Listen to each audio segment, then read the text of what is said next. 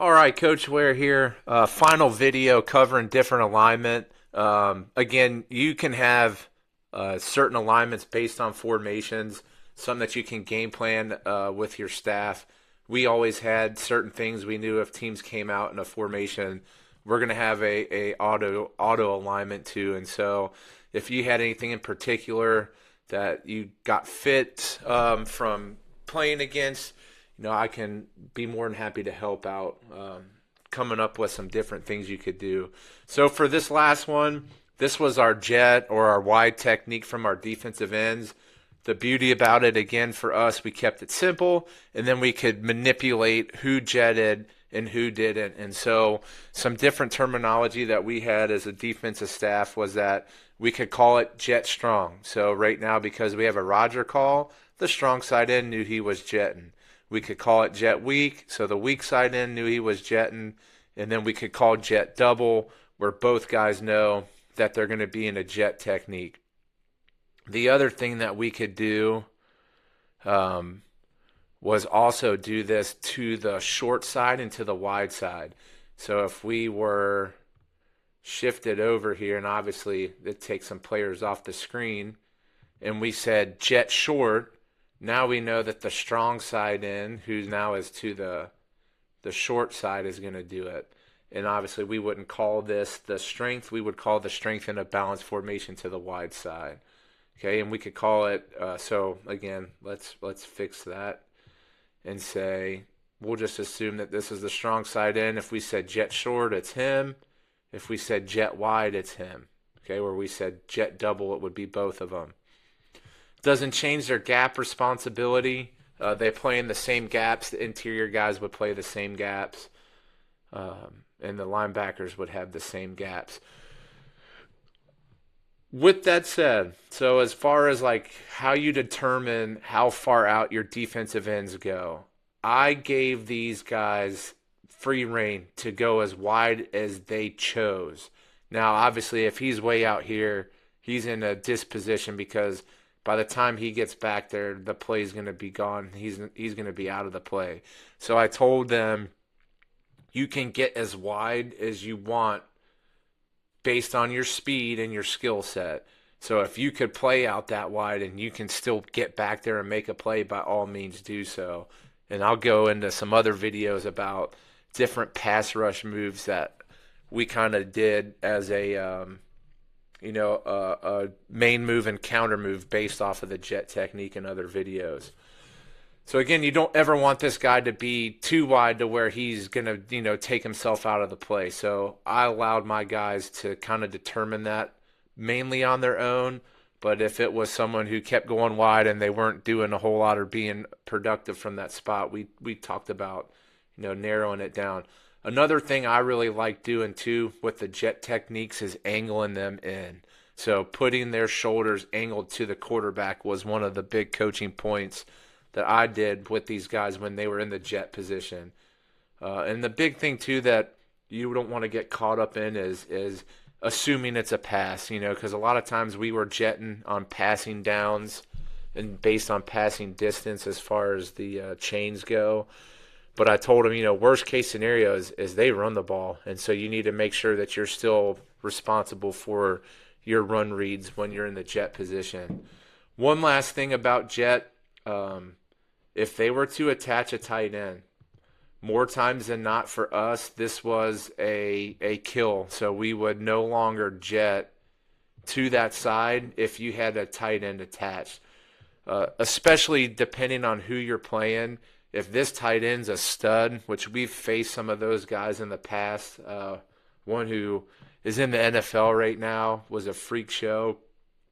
If you're not jamming him and he's just running a streak, like in the situation I'm referring to, it's not going to end well.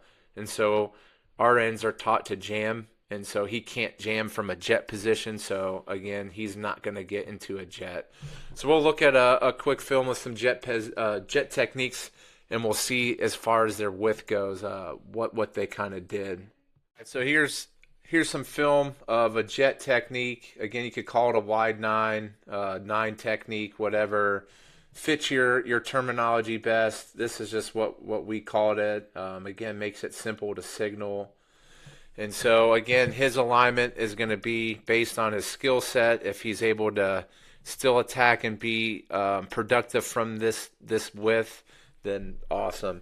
Well, one thing I didn't talk about in the talk through with the drawing is if they play this slot number 3 really far inside, we never want to be in a jet where this inside receiver can chip us. And so if he was to have cheated down more, we would cheat back more into the inside. So just something that you want to be weary of and not allow, a wide receiver to be able to slow this guy down. And so we'll go ahead and watch this. Again, your technique, make sure that you're practicing this stuff. Don't expect to go into a game and put your guys in a jet technique with never having practiced pass rushing from that position, because it's different. It's a different set of pass rush moves, and something that'll help you too is when you're breaking down film as a coach, as a player, watch what this guy does. How does he handle the jet technique?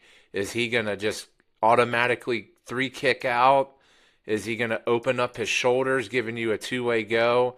Is he a bail set guy where he's dropping inside foot first to jet out? So you want to watch what his hands do. Is he trying to kind of almost bail straight out? So again, when you're watching film, you want to be paying attention as to the technique that the guy you're going up against is doing, so that you have your repertoire of pass rush moves that are going to work against him. So we'll watch him on this one. Actually does a pretty good job here. So he's going to do a little bit of an arm swat and dip the shoulder. Has a good angle at the quarterback, and then we get good pressure from the opposite end to force a quick throw. So we'll go through one more time and watch him. And you can see he's not crazy tilted, but he's tilted. I always told them, angle your shoulders to the quarterback so that you're really not, changing the pathway that you have to get there.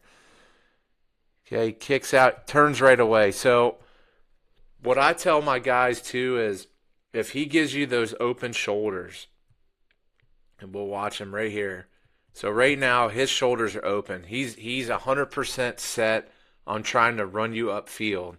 There's a really great move called the hump move, where you're then going to take this inside arm and pull it back and club him to the inside shoulder. And by clubbing him, it drives him out, so you're using his momentum against him, because right now there's no shot he can post set you back inside. Okay, he's closed his hips off by turning his shoulders in his hips. So if he hump moves him, so pull that rip inside, club him across the inside shoulder, he's created an alleyway straight to the quarterback where he doesn't have to worry about him slipping outside. So something I'll go over in other videos, but just something to talk through. But he uses that swat dip and then gets some good pressure on the quarterback. All right, so again, you can jet both guys. This would be called jet double. I like to use this one too as an example, just because you can see the width is extremely different from one player to the other. And again, we talked about why you could do that, why you don't want to do that. You want them to still be able to be productive from how wide they are. So as you can see too, really good job of tilting here, getting in a good low stance to fire off the ball fast as possible. So we'll go this side first and then talk about the back side of it, and then kind of talk through some different pass rush moves that would have been used or better used in the situation. All right, so this guy gets a good jump, dip and rip the inside shoulder, and I like his angle. I feel like he does a pretty good job of being at quarterback depth and then turning. When you get to this spot right here, okay, he's going to try to push you out. And so you've got to be firm to kind of press back upfield so that he doesn't just wash you past the quarterback.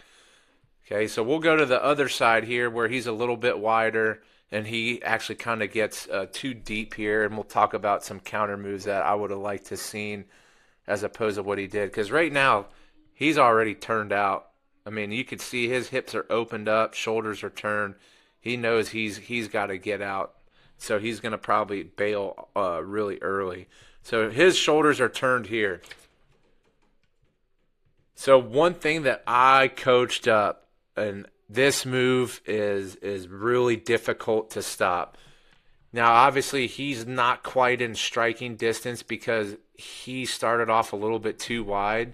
But if he was a little bit more uh, within striking range of this tackle, I tell these guys, you know, do speed, work your outside move, and then go speed to power.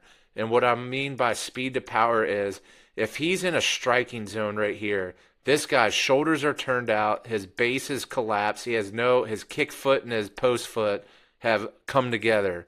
He's got no base. So you start off your speed rush, and then once you get him to open up and get his feet to come together, you take that inside arm, put it at the V of his neck, and go straight into a bull rush.